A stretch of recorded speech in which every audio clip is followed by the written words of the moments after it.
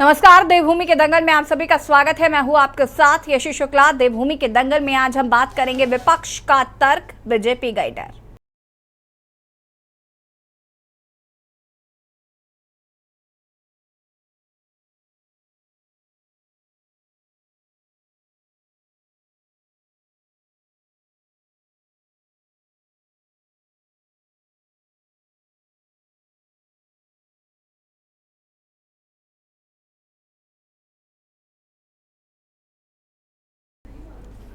उत्तराखंड में 2024 के लोकसभा चुनाव की तैयारियों में जुटी धामी सरकार की मुश्किलें निकाय चुनाव ने बढ़ा दी हैं।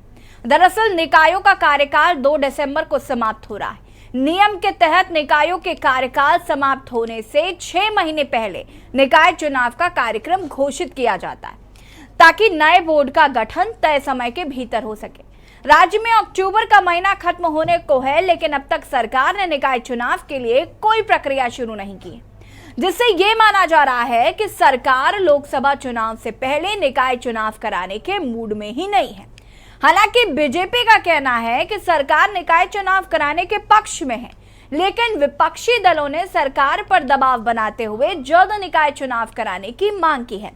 विपक्ष का तर्क है कि बीजेपी हार के डर से निकाय चुनाव नहीं करा रही है।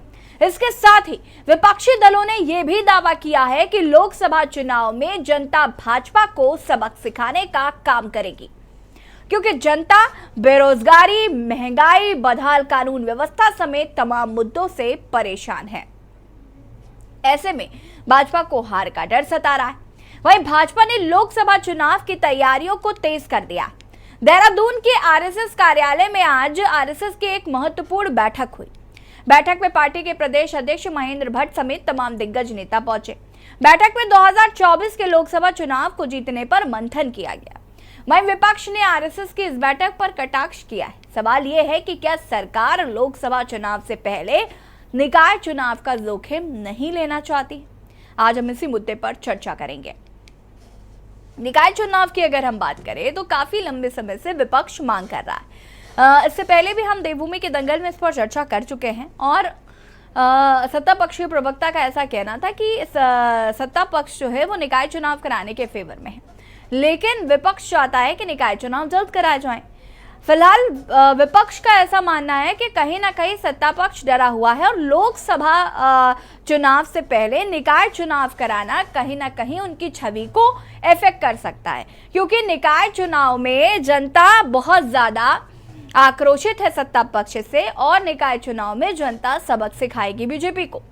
और उससे पहले लोकसभा चुनाव से पहले अगर निकाय चुनाव करा दिए जाते हैं तो उससे कहीं ना कहीं उनकी छवि पर इसका असर पड़ेगा, इसलिए निकाय चुनाव नहीं कराए जा रहे। बीजेपी की बात करें तो बीजेपी निकाय चुनाव को लेकर लगातार ये अपडेट आ रहा है कि निकाय चुनाव जल्द कराए जाएंगे। निकाय चुनाव को लेकर तैयारियां चल रही हैं।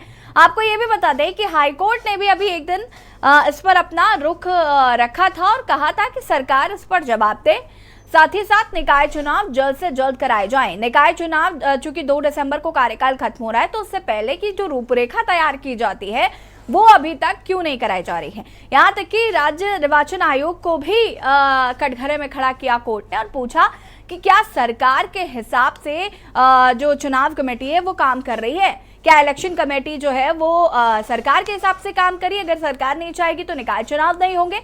हाईकोर्ट की इस तीखी तल्ख टिप्पणी के बाद आपको बता दें कि विपक्ष ने सरकार को घेरना शुरू कर दिया था। उस वक्त भी सत्ता पक्ष का यही कहना था कि निकाय चुनाव अपने समय से ही होंगे और सत्ता पक्ष इसको कराने के लिए तैयार है।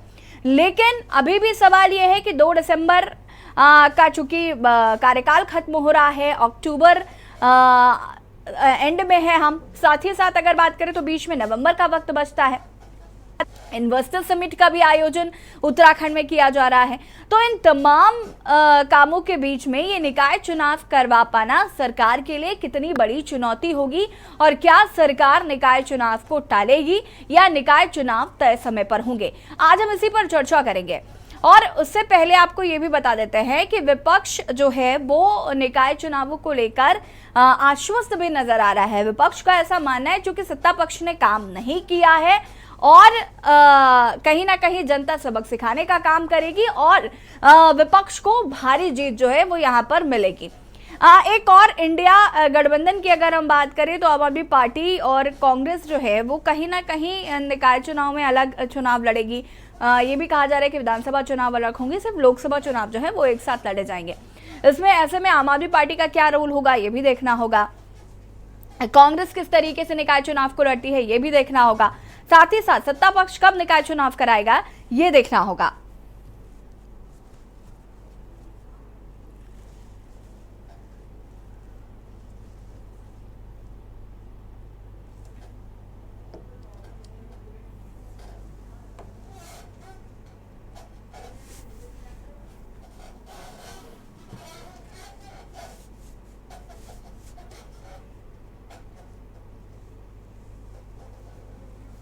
निकाय चुनाव को लेकर कहीं ना कहीं सरकार की टेंशन बढ़ गई है। 2 दिसंबर को आपको बता दें कि ये निकाय चुनाव जो पहले हुए थे उनका कार्यकाल खत्म हो रहा है और कहीं ना कहीं विपक्ष लगातार इसको लेकर सरकार को घेर रहा है। ऐसे में निकाय चुनाव कब होंगे तो सरकार के हाथ पे है और इस पर निर्वाचन आयोग किस तरीके से काम करेगा ये भी देखना होगा। फिलहाल विपक्ष लगातार इस पर सरकार पर इशारा साधते हुए नजर आ रहा है।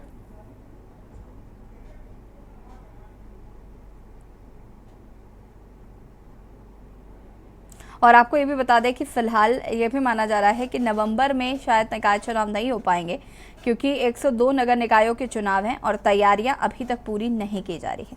सरकार का तर्क है कि सभी पहलुओं को ध्यान में रखकर निकाय चुनाव की तैयारी की जा रही है। सभी निकायों में ओबीसी सर्वेक्षण चल रहा है। अभी तक श्रीनगर और हरिद्वार के शिवालिक नगर की सर्वेक्षण रिपोर्ट 21 सदस्यीय समर्पित आयोग की प्राप्त नहीं है।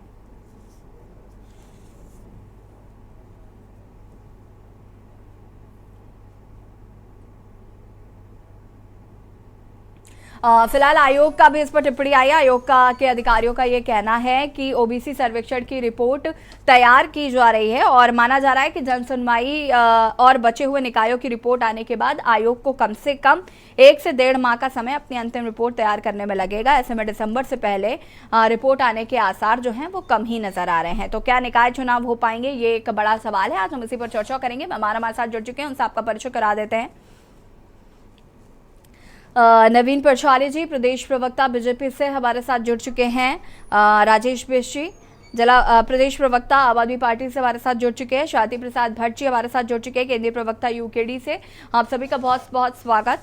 अगर हम बात करें निकाय चुनाव को लेकर तो इससे पहले भी हम इस पर चर्चा कर चुके हैं और सत्ता पक्ष ने इस पर अपना रुख रखा था कि हम निकाय चुनाव कराना चाहते हैं। अभी परसीमन और वोटर लिस्ट में समय लगेगा। जो रिपोर्ट ओबीसी सर्वेक्षण की कही जा रही है उसको आने में समय लगेगा। तो फिलहाल ये तो तय है कि दिसंबर से पहले चुनाव नहीं हो सकते हैं। इसमें सबसे पहले रिएक्शन मैं लेना चाहूंगी राजेश बिष्ट जी आपका। जी, दिसंबर से पहले चुनाव किसी कीमत पर नहीं हो पाएंगे, जिस तरीके से आयोग का भी यही मानना है। हालांकि सरकार ये कह रही है कि हम जल्द से जल्द चुनाव कराना चाहते हैं।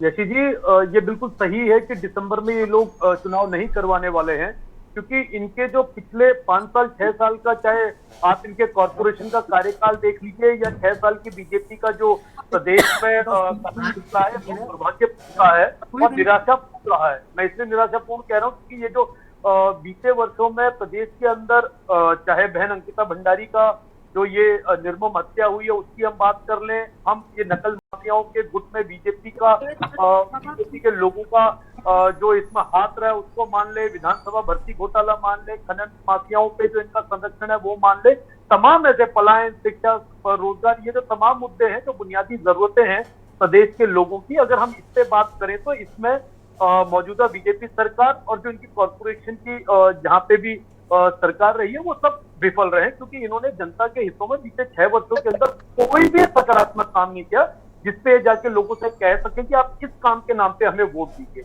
ये आज तक एक ही रहा है चुनाव के समय पे। लाइव कार्यक्रम में देश के अंदर चाहे कॉर्पोरेशन के चुनाव है या विधानसभा के चुनाव या लोकसभा के चुनाव है, सिर्फ एक मोदी जी के चेहरे पे चुनाव लड़ना जानते हैं। मुझे ये लगता है कि दिसंबर में शायद मोदी जी बहुत ज्यादा व्यस्त है, वो इन्हें समय नहीं दे पा रहे हैं, इसीलिए दिसंबर में चुनाव नहीं करवाना चाहते। अगर मोदी जी इन्हें नगर निकाय के चुनाव के लिए समय दे देंगे और बता देंगे कि मैं यहाँ के सभा करने वाला हूँ, तो शायद ये उन चुनावों की घोषणा जल्द से जल्द कर दें। और जिस प्रकार से जहां जहां पे भी इनके नगर निगम में आप वहां के हालात अगर आप देखिए, जैसे इस समय हमारा उत्तराखंड डेंगू से प्रभावित है। डेंगू की वजह से जितनी भी चाहे वो मृत्यु हो रही है, अस्पतालों में बेड नहीं है, लोगों के पास आसपास का जो सड़क है, नालियां है, सीवर है, उनकी प्रॉपर साफ सफाई नहीं हो पा रही है। जैसे देहरादून के बारे में बताया जाता है कि वहां पे जहाँ पे रिहायशी इलाके हैं वहां पे बिजली नहीं है, लोगों के पास खंभे, जो सरकारी खंभे होने चाहिए, जो लोगों को रोशनी जहाँ पे मिलनी चाहिए, वो व्यवस्थाएं नहीं दे पा रही। तो तमाम ऐसे मुद्दे हैं जिसमें ये लोग आगे आके अपनी उन कमियों को छुपाने का काम कर रहे हैं, जिसकी वजह से चुनाव को टालेंगे। और यही काम इन्होंने दिल्ली में भी किया। जो काम इन्होंने दिल्ली में किया उसके नतीजे सबके सामने हैं कि 1 साल चुनाव टालने के बाद भी वहां पे एक ऐसी ईमानदार और सशक्त सरकार बनकर आई, जिसमें इन्होंने तमाम तोड़ और इधर उधर बहुत ट्रेडिंग की इन्होंने कोशिश करी, और वो भी इनके बस का नहीं रहा। फाइनली वहां पे एक ईमानदार और सशक्त सरकार अभी एमसीडी चला रही है, बल्कि 15 साल का इनका जो कुशासन था उसे आम आदमी पार्टी ने खत्म किया है। उसी प्रकार से इस प्रदेश के अंदर भी मुझे लगता है अगर इस भी चुनाव कराएंगे, इनके कारनामों को देखते हुए लोग इनसे जितने नाराज हैं, जितने आक्रोशित हैं, इनको उसका सबक मिलने वाला है, और ये लोकसभा के प्रभाव से इसको रोक रहे हैं, ऐसा मैं समझता हूँ। ठीक है, शांति प्रसाद भट्ट जी क्या कुछ कहना चाहते हैं? दिसंबर से पहले निकाय चुनाव लगता नहीं है कि संभवतः हो पाएंगे, क्या कुछ कहना है इस पर? देखो यशी जी, बात को समझने की जरूरत है। वर्तमान की जो सरकार है वो कितनी राजनीतिक रूप से भ्रष्ट है, इससे बड़ा उदाहरण नहीं हो सकता कि लोकतंत्र में तय समय पर जनता के जनप्रतिनिधि चुने जाने चाहिए थे। छोटी पंचायतों के साथ कितना बड़ा धोखा किया जा रहा है। ये उस काल में हो रहा है जहां ये बड़े बड़े भाषणों में कहते हैं कि अमृत काल का दौर है, देश आर्थिक रूप से समृद्ध है, नागरिकों के अधिकार बहाल हैं, राज्य से लेकर देश के अंदर चौमुखी विकास हो रहा है। ऐसी स्थिति में आप देख सकते हो कि जब आर्थिक रूप से कमजोर कभी देश हुआ करता था तो कर्मचारियों को तय समय पर नौकरियां भी मिलती थी, पेंशन भी मिलती थी, बोनस भी मिलता था। और आज जब देश तरक्की कर रहा है, कागजों में, जुमलों में और भाषणों में, तो ये नौकरियां नहीं दे रहे हैं, बेरोजगारों पे लाठियां चला रहे हैं, लोकतंत्र की हत्या कर रहे हैं। और जब देश के अंदर कोई आर्थिक तंगी नहीं है, तो मैं पूछना चाहता हूं, कोई आपातकाल भी नहीं लगा है, देश में युद्ध भी नहीं है। ऐसी स्थिति में अगर पंचायतों के चुनाव तय समय पर नहीं होते तो आप ये समझ सकते हो कि ये तराजू वाली पार्टी केवल और केवल इस बात से घबराई हुई है कि यदि पंचायतों के चुनाव हो गए, नगर निगमों के चुनाव हो गए, तो उत्तराखंड के अंदर इनकी सरकार बुरी कदर हारेगी और उसका संदेश लोकसभा में जाएगा। और मोदी जी नहीं चाहते कि इनके खिलाफ जो जन आक्रोश है वो जनता को पता चले, इसलिए ये नगर निकाय के चुनाव कैंसिल करके शायद लोकसभा के बाद करने की साजिश कर रहे हैं। अब आप समझ सकते हो यशी जी, दुनिया का सबसे बड़ा लोकतंत्र भारत है और दुनिया में गाल बजाने वाली सरकार यही भाजपा है, जो कहती कुछ और है, करती कुछ और है। मैं पूछना चाहता हूं, अगर उत्तराखंड के अंदर आर्थिक संकट है, कोई युद्ध का सा माहौल है, या देश किसी बड़ी आपदा से घिरा हुआ है जिस कारण ये लोकतांत्रिक ढांचे को सही तरीके से नहीं चला पा रहे, तो माना जा सकता था। यहाँ राष्ट्रपति शासन होता तो माना जा सकता था, सेना लगी होती तो माना जा सकता था, कहीं देश के अंदर कोई आर्थिक संकट आ गया तो माना जा सकता था। इनकी राजनीतिक बेईमानी चरम सीमा पर है और ये राजनीति में गुंडागर्दी है कि ये चाहे तो चुनाव हो, ये ना चाहे तो चुनाव ना हो। मैं आपके माध्यम से सिर्फ भाजपा के गाल बजाने वाले उन भ्रष्ट बेईमान दलाल 40% कमीशन खाने वाले नेताओं से पूछना चाहता हूं, और इनके वो भक्त जो कहते हैं कि मोदी है तो सब मुमकिन है, तो हम भी तो यही कहते हैं कि मोदी है तो लोकतंत्र की हत्या मुमकिन है, मोदी है तो उत्तराखंड में लोकतंत्र के चुनाव ना हो ये भी संभव है। मैं तमाम भारतीय जनता पार्टी के उन नेताओं से सवाल करता हूं आपके माध्यम से, यदि तय समय पर निकाय चुनाव ये भाजपा नहीं करा सकती तो धामी के खिलाफ लोकतंत्र की हत्या का मुकदमा लगा के सरकार को बर्खास्त कर राष्ट्रपति शासन लागू होना चाहिए और तुरंत फिर 6 महीने में पुनः चुनाव कराकर तमाम भारतीय जनता पार्टी के नेताओं के खिलाफ मुकदमा लगाएं जो सरकार नहीं चला सकते, जो उत्तराखंड में जनता की आवाज को दबाने के लिए पंचायतों के चुनाव नहीं करा सकते। ये कैसी सरकार है? ऐसी ठीक है, सरकार शांति प्रसाद जी, मैं वापस आऊंगी। नवीन प्रशाली जी का जरा रुख करते हैं। नवीन प्रशाली जी, जवाब दीजिए, लोकतंत्र की हत्या हो रही है अगर निकाय चुनाव तय समय पर नहीं होते हैं, और आपकी मर्जी तो आप चुनाव कराएंगे, आपकी मर्जी तो आप चुनाव नहीं करा रहे हैं, और जो काम पहले हो जाना चाहिए था उन कामों में इतनी देरी क्योंकि आपको नहीं पता था, आपकी सरकार को नहीं पता था कि निकाय चुनाव कराने हैं, 2 दिसंबर को कार्यकाल खत्म हो रहा, अब ओबीसी सर्वेक्षण की रिपोर्ट और तमाम चीजें देखने को मिल रही हैं। ये काम जो पहले हो जाने चाहिए थे वो काम अभी तक क्यों नहीं हुए? राज्य निर्वाचन आयोग से शेड्यूल मिलता है चुनाव का। मैं आज भी कह रहा हूं, सरकार तैयार है, सर्वे का कार्य चलता रहेगा। अगर हमें शेड्यूल 1 हफ्ते बाद का मिल जाएगा तो हम उसके हिसाब से काम उसको जल्दी थोड़ा फिनिश कर देंगे। ये राज्य निर्वाचन आयोग बीच में है, एक स्वतंत्र बॉडी है, उसका भी निर्वाचन में निकाय चुनाव में बहुत अहम रोल रहता है। सरकार हमेशा तैयार है। भारतीय जनता पार्टी खुद विपक्ष मानता है कि भारतीय जनता पार्टी हमेशा चुनाव के लिए तैयार रहती है, तो हम निकाय चुनाव क्यों नहीं कराएंगे? हम निकाय चुनाव के लिए भी तैयार हैं, जनता भी तैयार है, और लोकसभा चुनाव के लिए भी तैयार है, जनता भी लोकसभा चुनाव के लिए तैयार है। विपक्ष का जो बैठे हुए हैं उनके लिए मैं एक ही लाइन ये कहना चाहता हूं कि थोता चना बाजे घना, जिसको सिरे से नकार दिया है उत्तराखंड की जनता ने, जिनको वो आज भाषण दे रहे हैं आपके चैनल पर। जनता सब जानती है। जनता, शांति प्रसाद जी थोड़ा शांत रहिए, आप अपने नाम के अनुरूप थोड़ा कीजिए, नाम के अनुरूप थोड़ा कीजिए, शांत रहिए। अभी तो शुरुआत हो रही है, अभी तो शुरुआत हो रही है। मैंने कहा ना, थोता चना बाजे घना, बहुत ज्यादा बज रहे हैं।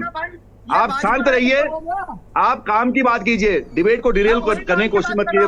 भट्ट जी, मुझे पता है आपको बहुत बड़ा अनुभव है टीवी में बोलने का, सालों से आप बोलते आ रहे हैं, बहुत लंबा बोल रहे हैं, बहुत लंबा अनुभव आपका बोलने का है। थोड़ा मुझे भी बोलने दीजिए, काफी टाइम आपको दिया, मैं बहुत ज्यादा बात नहीं रखना चाहता, मैं तो आपकी ही सुनना चाहता हूं। आज मैं ये कह रहा हूं कि सरकार पूरी तरह से चुनाव के लिए तैयार है, भारतीय जनता पार्टी पूरी तरह से तैयार है, उत्तराखंड की जनता भारतीय जनता पार्टी को समर्थन देने के लिए पूरी तरह से तैयार है। जब भी रिजल्ट आएगा, बहुत बढ़िया रिजल्ट आएगा, पहले से भी बढ़िया आएगा। जी नवीन जी, प्रेस कॉन्फ्रेंस करने का अनुभव तो आपको भी है। खैर, राजेश जी, मैं आपसे जानना चाहती हूँ यहाँ पर, अगर बात करें, देखिए निर्वाचन आयोग पर सीधा वार है कि भाई निर्वाचन आयोग अगर कल शेड्यूल कर दे तो भारतीय जनता पार्टी कल चुनाव करा देगी। आप खामखा भारतीय जनता पार्टी को दोष दे रहे हैं कि सरकार नहीं चुनाव कराना चाहती। सरकार कह रही है हमारी मंशा बिल्कुल साफ है, हम चुनाव जीतेंगे भी, लेकिन अब निर्वाचन आयोग अगर नहीं करा रहा है तो उसमें उनकी क्या गलती है? और ये बात, इतनी सी बात विपक्ष को समझ में क्यों नहीं आ रही? 2-3 जगह तो सत्ता में आप भी हैं। लोग सत्ता में उत्तराखंड के अंदर नहीं है, इसलिए हमें समझ नहीं आ रही। हमारे पास विवेक और हमारी बुद्धि थोड़ी सी कम है बीजेपी वालों से, ये सबसे बड़ा कारण है। दूसरी बात, बुद्धिजीवी लोग सारे बीजेपी में चले गए हैं, तो वो जो बात कहे वो अच्छी है और सही बात है, और जो बात विपक्ष का है वो बिल्कुल निराधार है। मैं ये कहना चाहता हूं, अगर इलेक्शन कमीशन कहीं देरी कर रहा है तो क्या यहाँ से इन्होंने कोई प्रपोजल भेजा कि हमारे हाथ का कोई काम नहीं रुक रहा है जिसकी वजह से आपके इलेक्शन को डिले कर रहे हैं? हम चाहते हैं समय में इलेक्शन, तो क्या इनकी तरह से सरकार की तरफ से कोई पत्राचार हुआ है उनके साथ? अगर पत्राचार हुआ है तो ये बताएं, सबके समक्ष रख दें उस पत्राचार को। अगर इन्हें कोई आपत्ति नहीं है तो ये प्रपोज क्यों नहीं कर रहे हैं इलेक्शन के लिए? ये प्रपोज कर दें ना, समस्या किसको है? हमें कोई समस्या नहीं है। और ये चुनाव हर जगह जीतते हैं, जैसे दिल्ली में एमसीडी चुनाव जीत रहे थे, ये जीतते जीतते हार गए, पायदान पे पहुंचते पहुंचते हार गए, तोड़ने का काम इन्होंने पार्षदों को वहां पे दबा के किया। तो ये कोई नई बात नहीं है बीजेपी के लिए। इनके लिए एमसीडी के चुनाव जीतना कोई आसान बात, कोई मुश्किल काम नहीं। ये तो वहां विधानसभा में सरकारें गिरा दे रहे। मध्य प्रदेश में इन्होंने सरकार गिरा दी, गोवा में इन्होंने सरकार गिरा दी, नॉर्थ ईस्ट के स्टेट में सरकार। भाई उत्तराखंड में आओ ना, कहाँ बात कर रहे हैं आप? कभी मध्य प्रदेश चले जाते हैं, कभी पंजाब चले जाते हैं, कभी कहीं चले जाते हैं, उसको छोड़ो, बात करो उत्तराखंड की। इधर की बात ना करिए, बता कारवां क्यों लूटा? फोकस रहो मुद्दे पर, रहिए आप। देखो, आप लोगों को अनर्गल बात करने की, आप किसी भी डिबेट में आपके पेट लाइन्स हैं, उन लाइनों को आप बोल देते हैं, सत्ता पक्ष चाहे जवाब किसी उस पर बोल देते हैं। आइए ना, आप राज्य निर्वाचन आयोग के पास कब जा रहे हैं? जाएंगे कभी पूछने? मैं बता रहा हूं आपको रास्ता बता रहा हूं आपको। विपक्ष को रास्ता यह है कि आप राज्य निर्वाचन आयोग से जवाब मांगे, आप अपना प्रतिनिधिमंडल वहां लेके जाएं और पूछें, सवाल पूछें कि कब चुनाव होंगे उत्तराखंड में, तो आपको सही जवाब मिल पाएगा। सरकार तैयार है, मैंने कह दिया। मैं सरकार का प्रवक्ता नहीं हूं, लेकिन भारतीय जनता पार्टी का प्रवक्ता होने के नाते मैंने बोल दिया है कि सरकार तैयार है, हमारी सरकार, भारतीय जनता पार्टी की सरकार चुनाव के लिए तैयार है। अगर आपको जवाब असली चाहिए तो आप राज्य निर्वाचन आयोग के पास डेलीगेशन ले जाइए, वो आपको मदद कर सकते हैं। इतना रास्ता मैं आपको बता सकता हूँ। हमारा कारवा इसलिए लूटा क्योंकि जो हमारे कारवे के मजबूत तंबू थे, जो स्तंभ थे, उन्होंने तुरंत हमारा साथ छोड़ दिया, इसलिए एक कारवा लूट गया। अगर वो कारवा नहीं लूटा होता तो सामने हम बैठ के आपसे चर्चा नहीं कर रहे होते, आप मेरी जगह पे बैठ के कारवा लूट। चलिए, ये तो राजनीति, उसी पर चलो, भले उसी पर विचार, ये तो राजनीति है, ठीक है। कभी कभी इधर है तो कभी उधर है, वो अलग मसला है। अब आज वो बीजेपी के प्रवक्ता है, भले ही वो आम आदमी पार्टी में रही, लेकिन इस तरीके से टारगेट नहीं करना चाहिए। और चर्चा को आगे बढ़ाएंगे और रुकेंगे एक छोटे से ब्रेक के लिए। ब्रेक के बाद हम आपको रिपोर्ट पे दिखाएंगे। आप देख रहे हैं के न्यूज, खबरों का सारथी।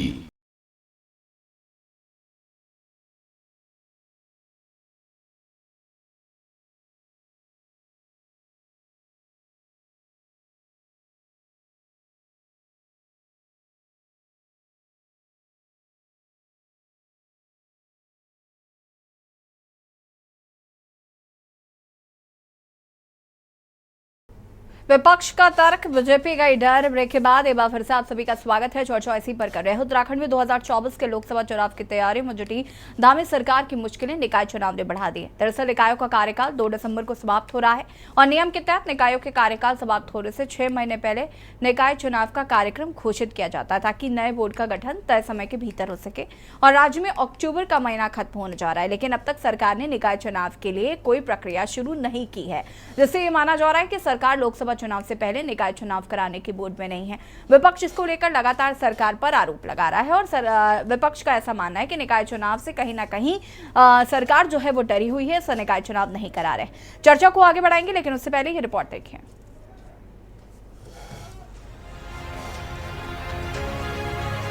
कुल मिलाकर 2024 के लोकसभा चुनाव की तैयारियों में जुटी धामी सरकार की मुश्किलें निकाय चुनाव ने बढ़ा दी हैं।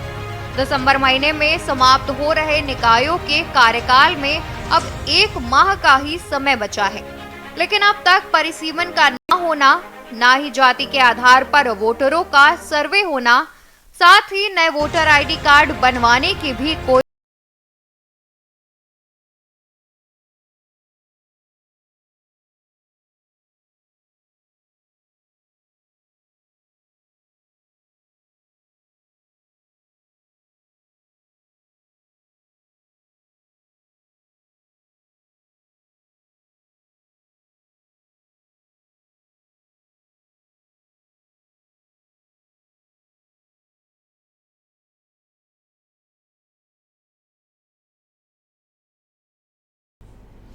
और यहाँ पर हम लगातार बात कर रहे हैं निकाय चुनाव को लेकर। लगातार सरकार से मांग की जा रही है कि निकाय चुनाव जल्द से जल्द संपन्न कराया जाए। विपक्ष लगातार इसको लेकर सवाल उठा रहा है। चर्चा हम इसी पर कर रहे हैं। मेहमान लगातार हमारे साथ बने हुए हैं। शांति प्रसाद भट्ट जी, निर्वाचन आयोग के पास जाए और उनसे इसको लेकर मांग की जाए, चुनाव को जल्द से कराने के लिए प्रपोजल दिया जाए, ये बात अभी नवीन प्रशाले जी कह रहे थे, इस पर क्या कहना चाहते हैं?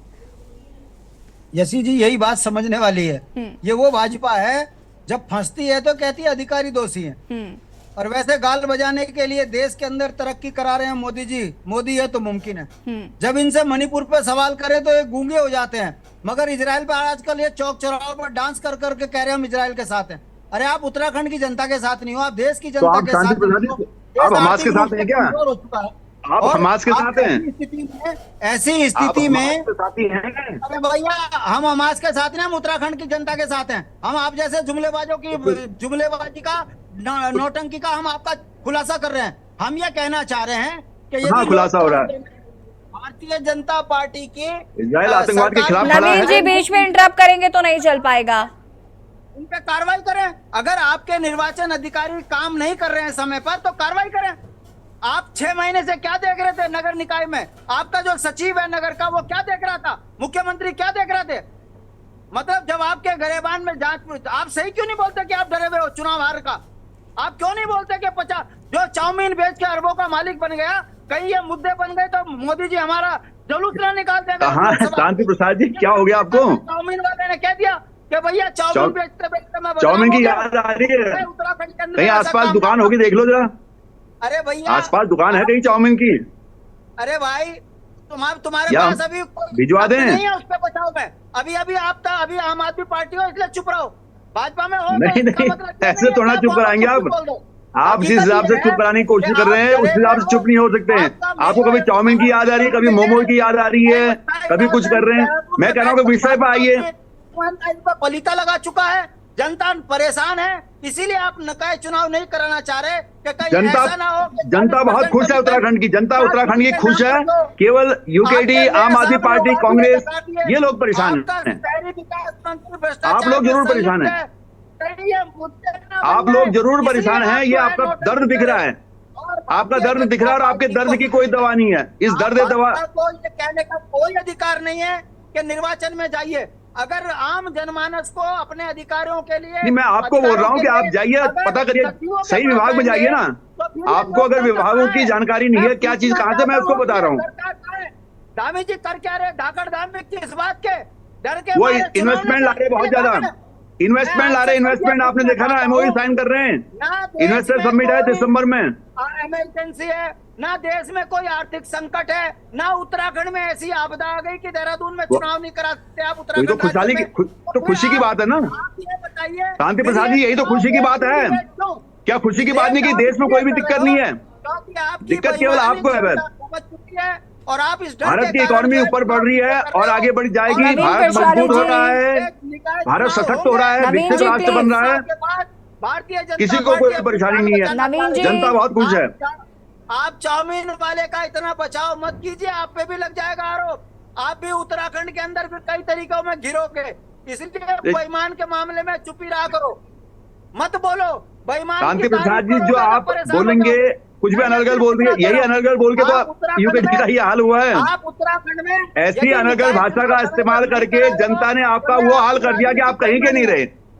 आप जनता ने हाल वो कर दिया, कहीं के नहीं रहे।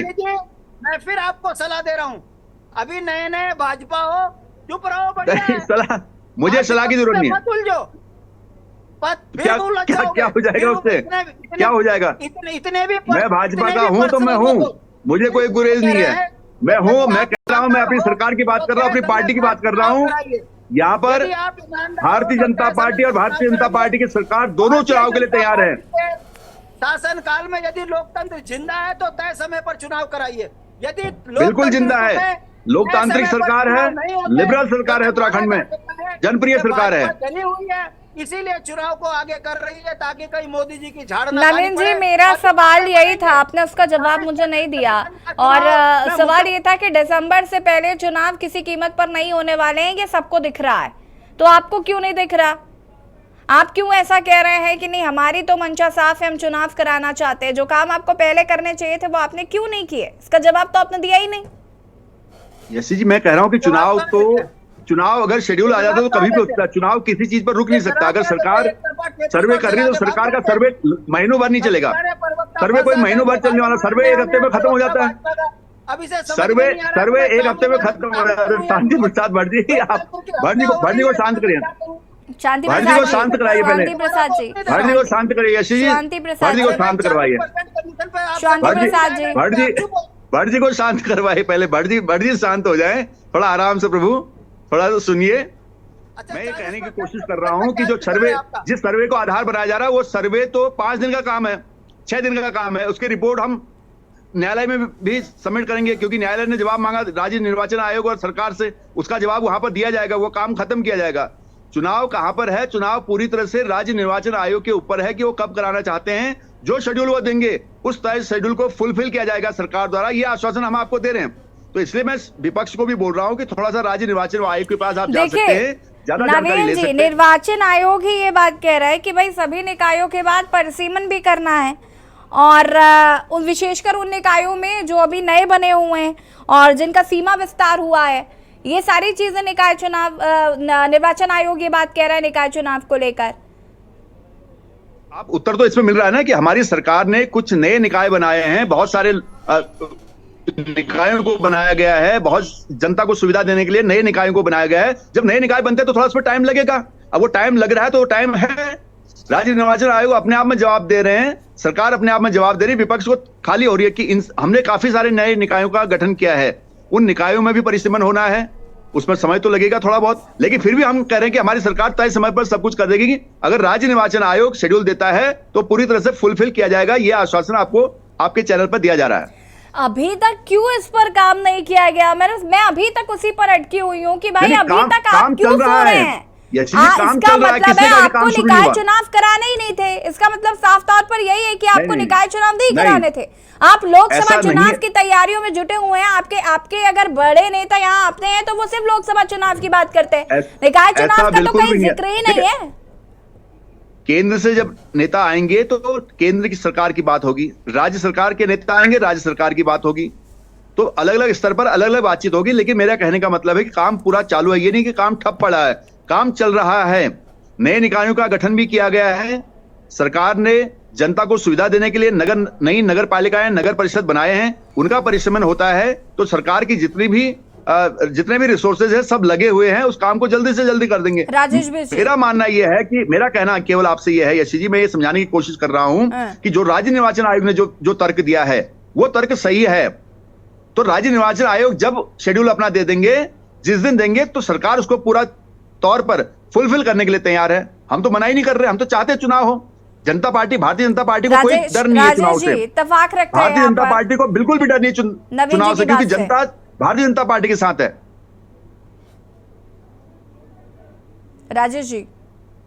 जी यशी जी, मैं इसमें ये कहना चाहता हूँ, बहुत अच्छी बात है हमारे बड़े भाई नवीन प्रशाली जी ने बताई है। मैं ये कहना चाहता हूँ, ये बार बार हमसे कह रहे कि विपक्ष को राज्य निर्वाचन आयोग में जाना चाहिए और ये करना चाहिए वो करना चाहिए। मैं इसमें ये कहना चाहता हूँ कि अगर आप लोग सुनने वाले होते, राज्य निर्वाचन आयोग के यहाँ से कोई फैसला इस पक्ष में आना था तो किसी को जनहित याचिका लेकर नैनीताल हाईकोर्ट जाने की क्या आवश्यकता पड़ी थी? क्या नैनीताल हाईकोर्ट जाना बहुत आसान काम है?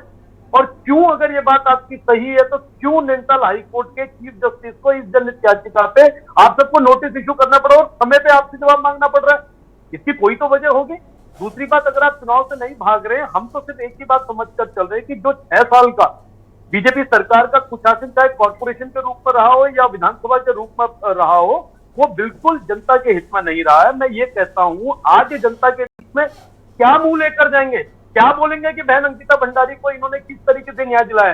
क्या बोलेंगे पेपर लीक मामले के अंदर इन्होंने क्या करके दिखाया? क्या कहेंगे 40% विभागों के अंदर कमीशन लिया जा रहा है? ये हमारे बेरोजगार साथियों से क्या कहने को तैयार है? ये जिन महिलाओं की सुरक्षा नहीं दे पा रहे उनको क्या कहने वाले?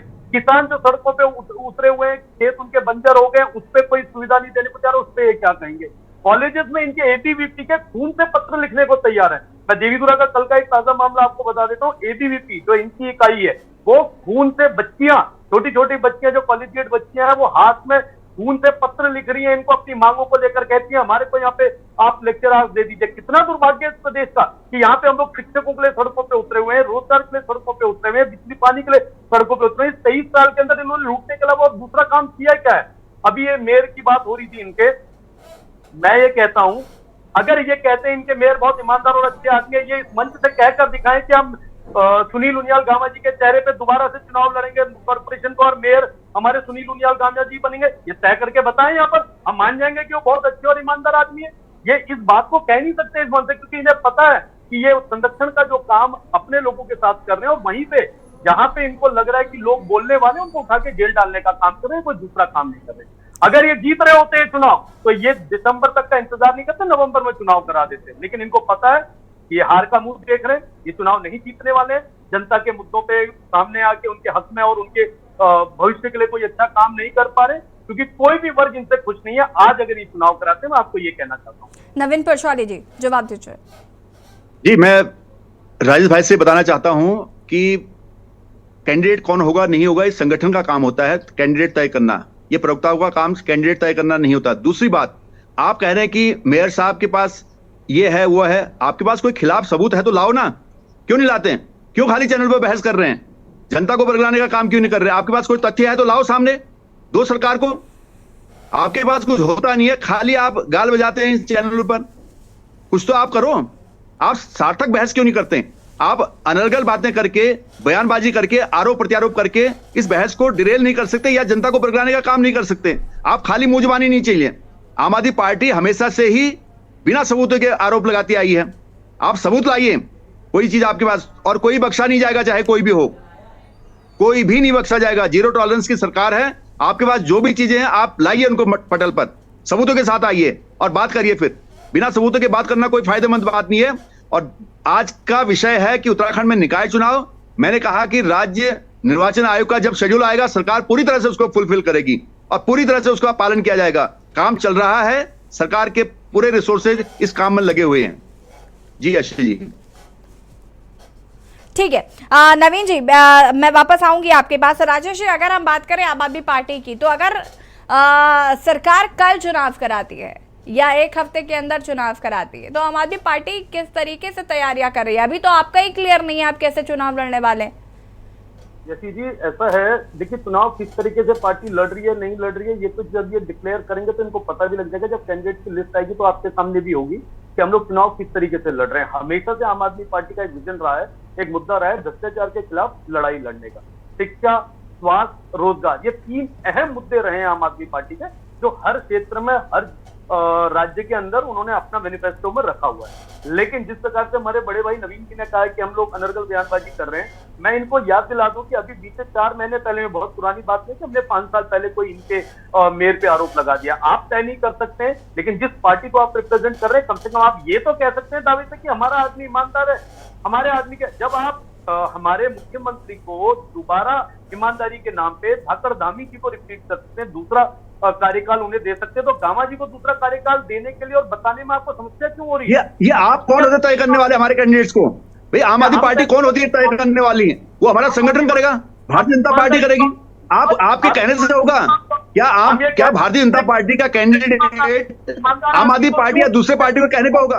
आपके कहने से क्यों होगा बताओ? आप कौन होते हैं? कौन होता है हमारे कैंडिडेट तय करना?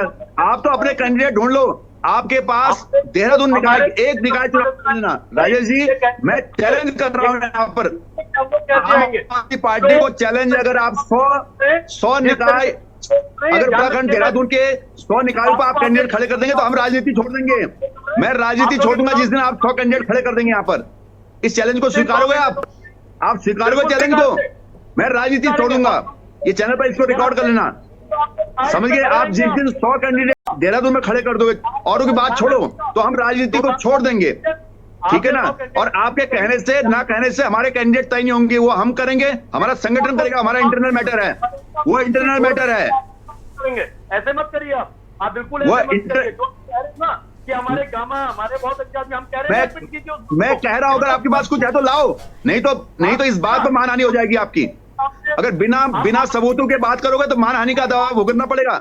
इसलिए अनर्गल बातें मत करो, अनर्गल बातें नहीं होनी चाहिए। अगर सबूत है तो लाइए, सबूत है तो लाइए, नहीं तो मानहानि के लिए तैयार रहिए आप लोग। इस तरह से आप हमारे नेताओं को बदनाम नहीं कर सकते। इस तरह से भारतीय जनता पार्टी की सरकार को बदनाम नहीं किया जा सकता बिना तथ्यों का। ये केजरीवाल स्टाइल मत कीजिए यहाँ पर, ये केजरीवाल स्टाइल यहाँ पर मत अप्लाई है कि सबूत कुछ नहीं, ये घोटाला वो घोटाला, बंदर की चलते इस पेड़ से उस पेड़ पर, वो यहाँ नहीं चलेगा, वो नहीं चलने दिया जाएगा बिल्कुल भी। आपके पास सबूत है लाइए आप, नहीं तो जनता को बरगलाने का काम मत कीजिए, मानहानि फेस करनी पड़ सकती है इस तरह से। जो भी अगर करे तो बिल्कुल नहीं। अगर मैं आज भी फिर अपनी बयान को रिपीट कर रहा हूं कि आम आदमी पार्टी अगर देहरादून के 100 सीटों पर अपने कैंडिडेट उतार तो राजनीति यहाँ पर डराने का काम मत कीजिए। डेफेमेशन करना है, डेफेमेशन कीजिए, डराने का काम मत कीजिए। ये डराना नहीं है, ये डराना नहीं है। ये आप जो आपको आपकी जो जुबान मतलब इधर से उधर, नेताओं को दूसरे की इज्जत नहीं है, किसी की इज्जत नहीं है। आपके नेता ने 17 बार माफी मांगी है। डिफॉर्मेशन का मत सोचिए, क्यों माफी मांगी थी? नवीन पटवारी जी और राजेश जी, ये तो मुद्दा ही नहीं है। किस तरीके से वार्तालाप चल रहा है यहाँ पे? राजेश जी, मेरा सवाल आपसे था कि अगर सरकार कल चुनाव कराती है तो आम आदमी पार्टी का क्या तैयारी है? आपके कैंडिडेट्स कैसे डिसाइड होंगे? मैंने आपको बोला कि हमारे पूरे कैंडिडेट जिस तरीके से चुनाव लड़े जाते हैं, प्रत्येक सीट पे हमारे व्यक्ति खड़े रहेंगे और चुनाव को पूरी मजबूती से लड़ेंगे। लेकिन जिस विषय पे बात हो रही है, जिस मुद्दे पे आप कह रहे हैं कि चुनाव निकाय लेट क्यों हो रहे, ये भी तो सवाल है। इस सवाल को समझना होगा कि क्यों देर हो रही है, जनता को बताना। उसी सवाल का तो जवाब दिया जा रहा है, आप बात को इधर उधर ले जा रहे हैं। उसी बात पर सवाल, उसी बात पर जवाब दिया जा रहा है। देखिए नवीन प्रसाद, एक second Naveen ji don't interrupt please, wait a minute. Rajesh ji Rajesh ji देखिए, नवीन प्रशाले जी ने ये कहा कि सरकार की मंशा नीति नियत साफ है, हम चुनाव कराना चाहते हैं, निर्वाचन आयोग जैसे ही हमें शेड्यूल करके दे देगा हम चुनाव करवा देंगे। ठीक है, अब मान लेते हैं कि सरकार की मंशा ठीक है, वो कराना चाहते हैं निकाय चुनाव, तो समस्या किस बात की? निर्वाचन सुनिए, चुनाव आयोग के अधिकारी खुद इस बात को कह रहे हैं कि अभी परिसीमन कराना है ओबीसी सर्वेक्षण के बाद, उसके बाद जो विस्तार हुआ है उसका परिसीमन होना, ये तमाम चीजें उनके द्वारा कही जा रही है जिसमें 1 से 1.5 माह का समय लग सकता है। उनके अधिकारी ये बात खुद कह रहे हैं। ऐसा नहीं है, ऐसा नहीं है जो आप कह रहे हैं 1-1.5 महीने में लग जाएगा और 1-1.5 महीने में बता देंगे। ऐसे कई तरह का समय आगे लेने वाले हैं। आप भी इस डिबेट में बैठी हैं और 2 महीने बाद 3 महीने बाद आप दोबारा इस मुद्दे पर डिबेट कराएंगी कि 2 दिसंबर का टाइम था, 2 दिसंबर का टाइम निकल गया, देखिए चुनाव आगे को टल गए। इसकी वजह को समझना होगा। परिसीमन करने वाले कौन लोग हैं?